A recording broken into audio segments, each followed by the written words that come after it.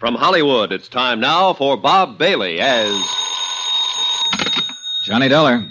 You don't know me, Mr. Dollar, but you're going to. Well, I can hardly wait. You won't have to wait.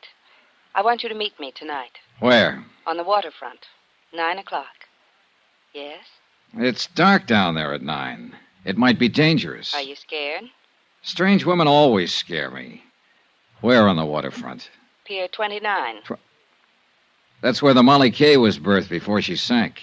Molly Kay was my mother. Meet me at 9? I don't know. Blind dates never work out for me. I'm always sorry afterwards. You won't be sorry this time. Is that a promise? That's a promise.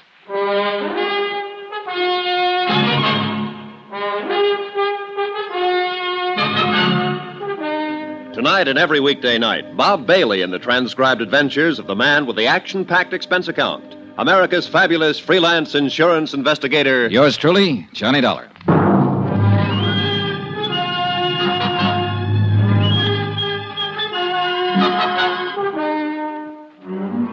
From Special Investigator Johnny Dollar, present location San Francisco, to the Home Office, Marine and Maritime Casualty Limited, Hartford, Connecticut.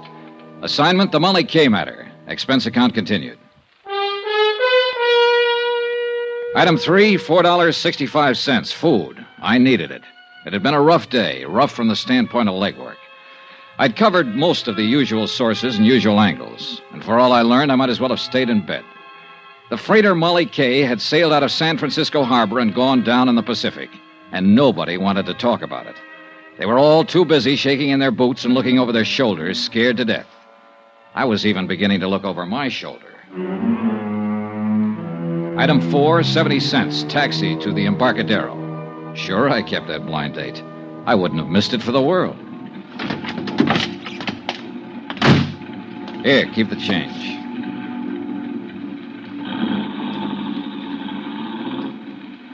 It was dark and lonely along the waterfront.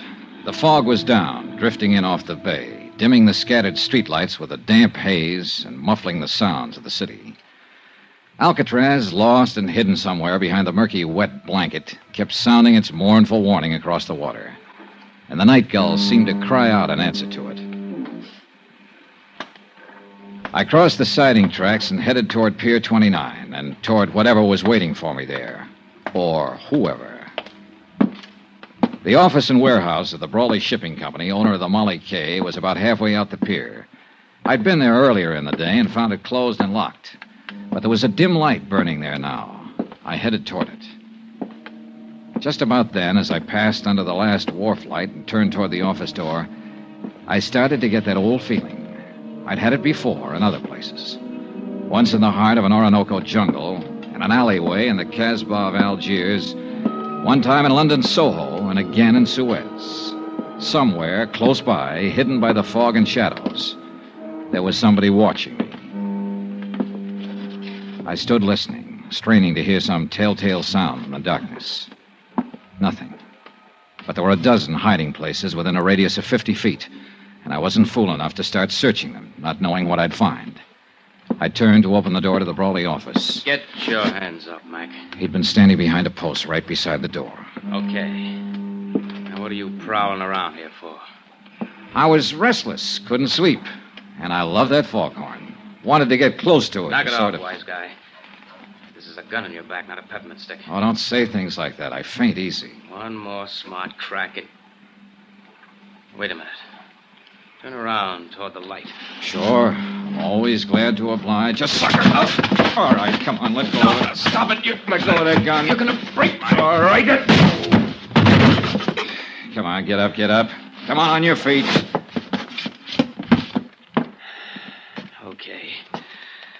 Okay, Dollar. So they're right about you. You are tough. Is that what they say? I've heard it around. Then how come you jumped me? I didn't know it was you, not till you turned toward the light. Just saw somebody was prowling around the office here. Who's there? What's going on? It's all right, Ellen. Dean, what are you doing here? I could ask you the same thing. Why, I just came down to do some work on the books and... Oh. This is that insurance investigator, Johnny Dollar. Yes, I know. What do you mean, you know? I asked Mr. Dollar to meet me here tonight. Why? What are you up to? Nothing. I wanted to talk to him, that's all.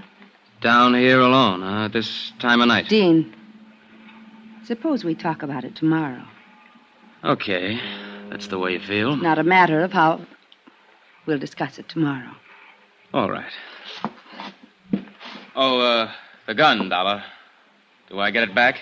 Oh, sure. Here you are. Don't let anybody take it away from you now.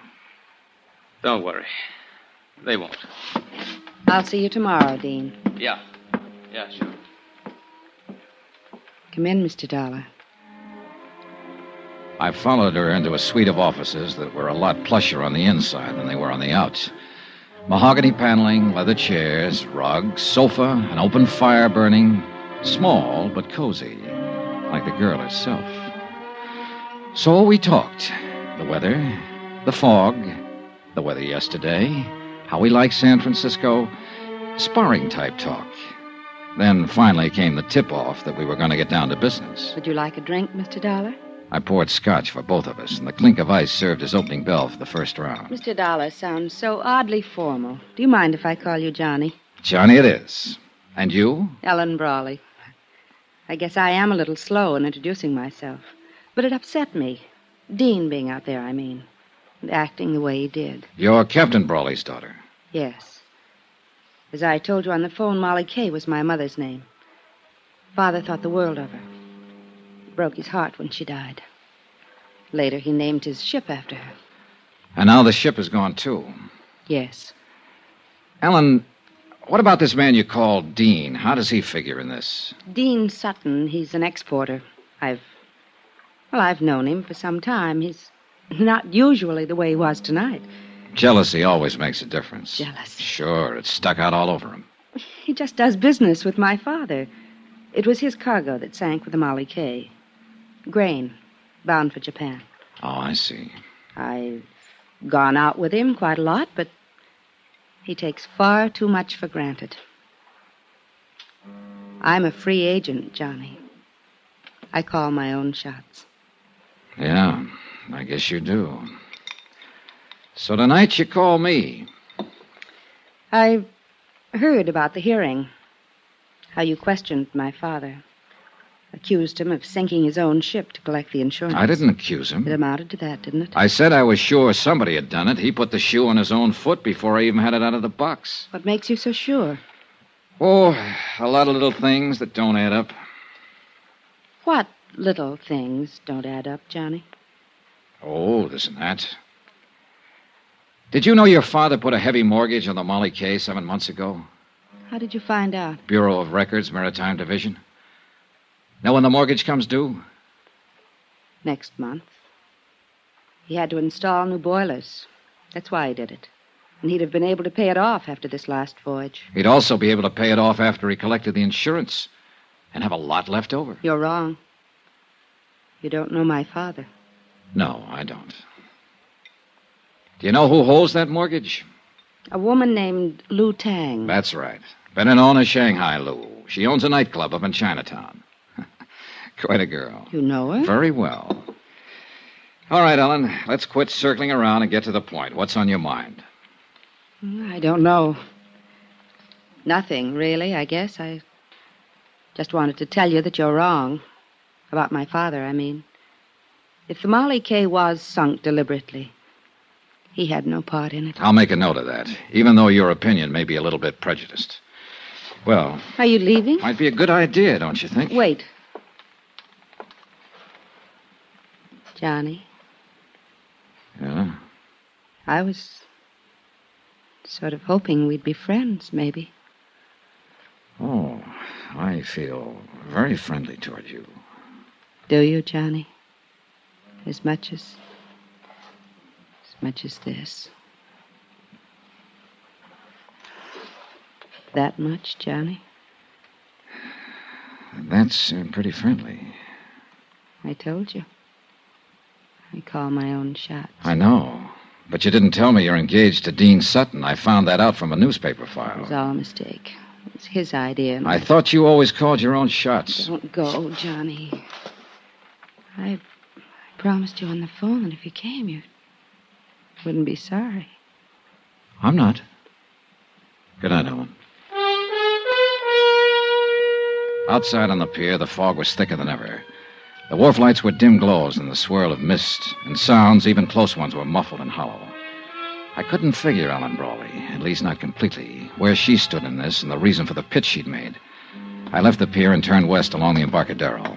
Mr. Dollar? Huh? Over here. Get out of the light. Evening, sir. You're out late, Mr. Hawkins. Well, I was waiting around. I kind of wanted to talk to you. I saw you come in the taxicab earlier. All right, let's talk. I hope you don't hold it against me, jumping up in the hearing room that way, but I was scared. Scared of what, Mr. Hawkins? I don't rightly know. That's the trouble. But there's something strange going on, Mr. Dollar. And it ain't safe for a man to let on he notices. The whole crew feels the same way. That's why they ain't talking about it. About what? Things that's happened. Things that ain't been brought out yet. And I wouldn't be talking neither if Bill Mack hadn't been a mighty good friend of mine. Bill Mack. He was one of the 2 men who went down with the ship. That he did. May he rest in peace. But you're wrong, Mr. Dollar. There wasn't 2 men. Bill was the only one. What? That Chinese steward, Benny Wong, he didn't drown. He was in that lifeboat that got to shore. Then the men in the boat knew it. Why didn't they say so? Well, they were scared to. He disappeared later, and they was all scared to say anything. I don't know what's happened to him since... Here, back of this wall. Keep your head down. I crouched behind the concrete tide wall, my gun drawn, and peered into the darkness, trying to catch some sign of movement behind the blanket of fog, listening for some faint sound that might be the giveaway. Nothing. And to go hunting in those shadows against somebody who knew the waterfront would be about as healthy as stepping out in front of a truck. I gotta get out of here, Mr. Dollar. I gotta get away from here. Hawkins, wait! I ain't doing any more talking. And it won't do you no good to ask. They know every move a man makes. I got nothing more to say. All I want is to stay alive. So that was that. Fear again. He was scared to death. And I couldn't very well blame him. That shot had come close. But there was one thing Hawkins hadn't thought of. I had. And I didn't like the thought. That bullet might not have been meant for him. It could have been aimed at me.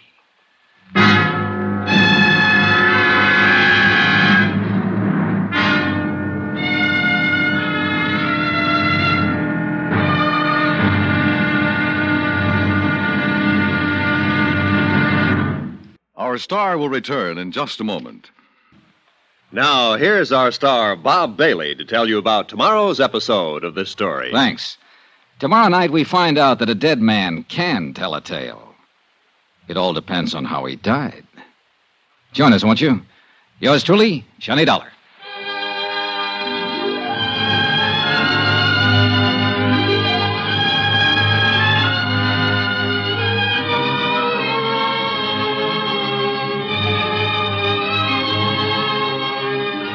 Yours truly, Johnny Dollar, is transcribed in Hollywood. Written by Les Crutchfield, the entire production is under the direction of Jack Johnstone. Be sure to join us tomorrow night, same time and station, for the next exciting episode of Yours truly, Johnny Dollar. Roy Rowan speaking.